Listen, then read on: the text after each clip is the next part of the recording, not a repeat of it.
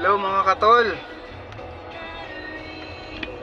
Bali, pauwi na tayo. Galing tayong panggagrab.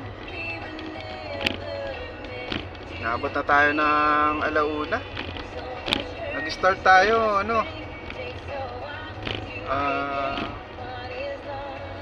alas 9. Di pumalo din na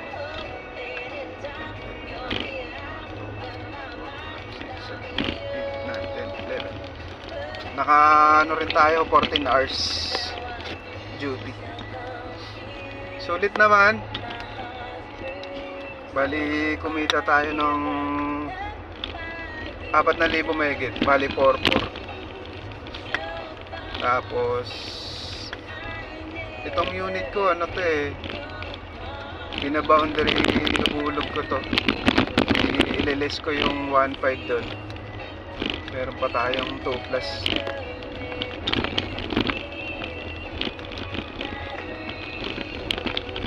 Ang pag-grab lang guys, kailangan lang sipag at tiyaga.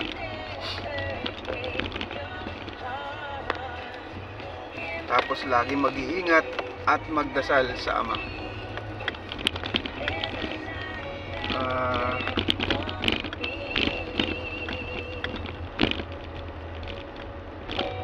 Coding tayo ngayon, pero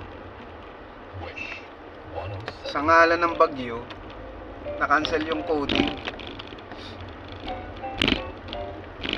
So bumiyahe tayo, kumita pa tayo ng 4,000. Coding yun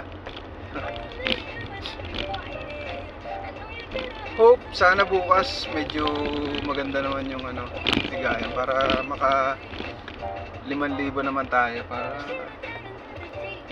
makapagsubi tayo pang pang maintenance, ipon natin. Bali nandito na ako sa sa baluarte ko sa Vista Verde sa Caloocan. Nang sandali na lang at matutulog.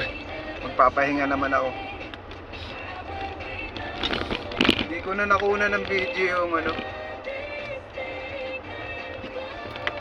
pagbubuk kanina.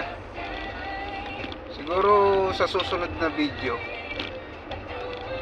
papakita ko sa inyo step by step yung booking, magkano yung pumapasok, then yung mga pick up point at drop off.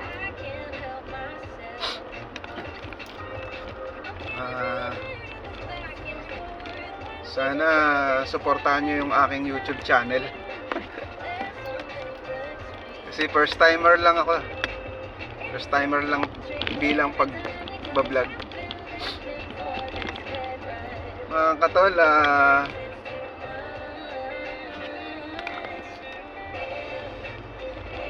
pa lang,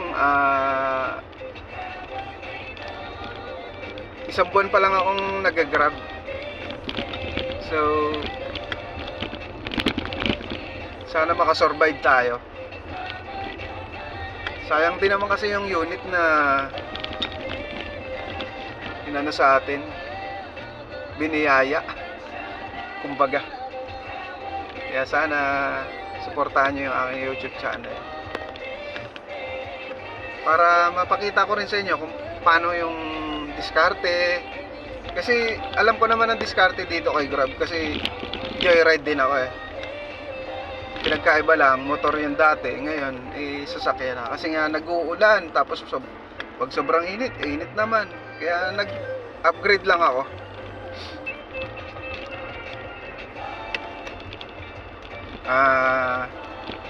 Salamat guys, mga tol. Suportahan nyo nga pala yung YouTube channel ko, Tol Joben. Yun, hanapin nyo lang po. Salamat.